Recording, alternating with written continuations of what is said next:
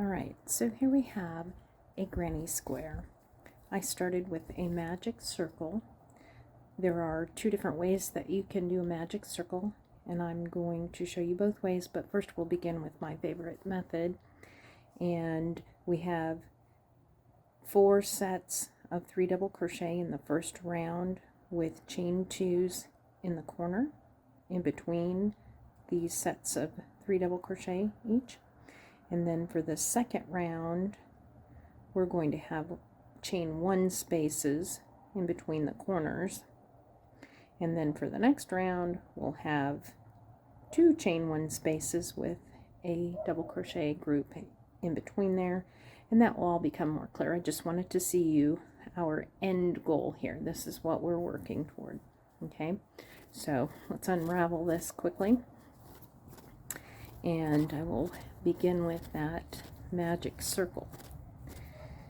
We're going to start by wrapping the yarn around our fingers.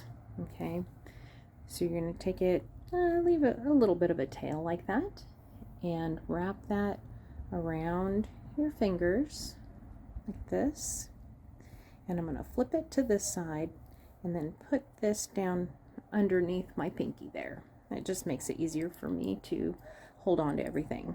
So I slip my hook underneath the front 2 loops, grab the yarn that I'm holding between my pinky and my ring finger, and then as I take my fingers out, here's my working yarn here, and I'm going to chain 1 like that. So I have these 2 loops and this tail, okay, and I'm going to work over that. And since we're beginning with a double crochet for the granny square, we're going to chain 2 more. So we have 3 chains there. That's going to bring us up to the height of our double crochet. So double crochet by yarning over, inserting your hook underneath those rings, drawing a loop through 2 loops, and then again, and I hold my ring finger here to hold that down and make it a little taut. You can also just hold it with your thumb and middle finger to keep it still. So here are 3 double crochets, and it will certainly get a lot easier as we get going here.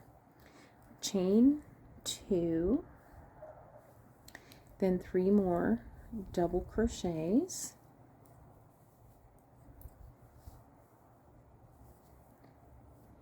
and I'm going to move through these a little bit quicker so that we can keep this moving along. Chain 2 after 3 double crochets, 3 more double crochets,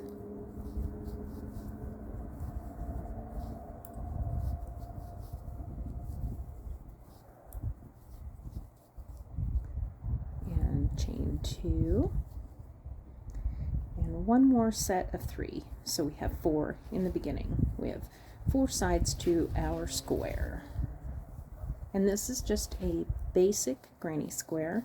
There are many different variations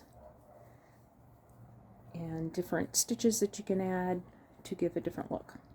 But this is how we're going to work on our project. Alright, so the first thing I'm going to do is, here's my tail, and I want to pull a little bit on that tail to see which of the loops are going to start to move. And you can see this one right here is getting shorter, so that means that is pulling on that loop. Okay, so since it was pulling on this side, it's going around like this through there. So I'm actually going to grab that loop and pull toward the side where the tail is. Okay, here's my tail, here's the side toward the tail. We don't want to pull the tail out. We want to tighten that loop. I've forgotten. Okay, so that was the first loop that was pulled. We pull the side toward the tail so it pulls the other loop as close as you want it. you can get it completely closed. You can leave it a little open. I like to close it on this one. And now, when I go back and I unwind all this here, and then I pull on that tail, guess what? Now it's nice and secure and it's tight, and there's the beginning of our granny square. And this is the first round, so to close this up, we have one side, 2, 3, and 4, and here's the corners, 1, 2, 3. And now we're going to make the second corner. So chain 2 and slip stitch into the top of that first chain 3. We chained 3 because we're doing double crochets, and that brings us up to the height. So for a slip stitch, let me undo that. You go into the stitch, pull a loop back, and pull it back through the loop on the hook, and now it's closed. Now we're going to slip stitch. A slip stitch takes us from one place to another in this case. You can also use it to close the round, which is what we did right here.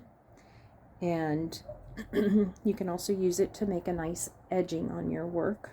If you're crocheting with the wrong side facing you, a slip stitch will put an edge of chain loops on the wrong side of the work. So we're going to find the top of our next double crochet right there and put our hook through and pull a loop through and slip stitch. Find the next one, put your hook in, slip stitch, and now we're going to go through the chain 2 space, pull a loop through and slip stitch, chain 3, and now work 2 more double crochets into that ring. Oh, I'm sorry, ring corner space, the chain 2 space there. Slide them over a little bit if you need to. Chain 2 for our corner, and then 3 more double crochets. All our corners will line up. So if for some reason you have a chain 2 space that is not directly in line, you missed something, so you might want to take a look at that. All right, so now over these 3 double crochets for this side, we're going to chain 1 after the corner, and it's going to be the same throughout. So once you get this down, it repeats itself, it just grows larger. 3 double crochet in the next chain 2 space for the first part of your corner in round 2, and we're crocheting in the round, so this is round 2. Chain 2 after those 3 double crochets, and then 3 more double crochets.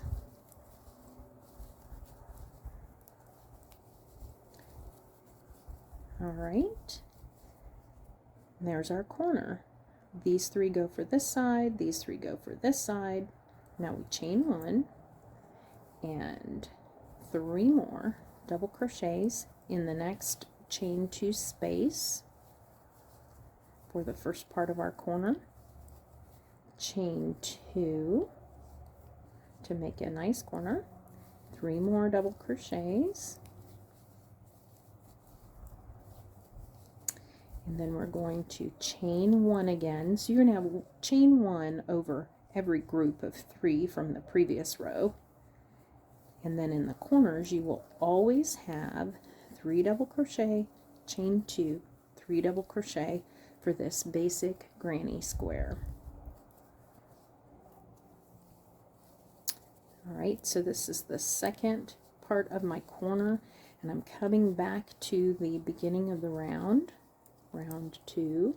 You can see this is round 1, round 2, and here we've gone all the way around with our 3 double crochet, chain 2, 3 double crochet, chain 1, 3 double crochet, chain 2, 3 double crochet, chain 1, 3 double crochet, chain 2, 3 double crochet, and so on.